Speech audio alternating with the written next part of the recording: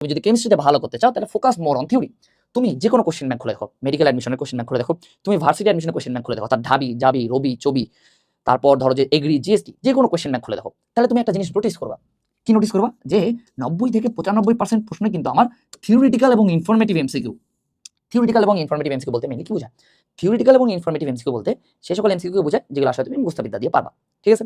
এখন আমি কয়টা যদি উদাহরণ দিই তাহলে তুমি খুব ইজিলি বুঝতে পারবা।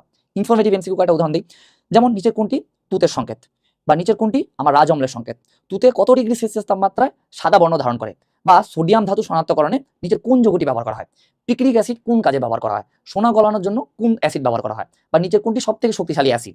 তো এগুলো হলো আমার ইনফরমেটিভ এমসিকিউ, অর্থাৎ যেগুলো তোমাকে সোজা বাংলা ভাষায় মুখস্থ বিদ্যা দিয়ে পারতে হবে। অর্থাৎ তোমার যদি মুখস্থ বিদ্যা ভালো থাকে তাহলে তুমি এই সকল এমসিকিউ পারে আসবা।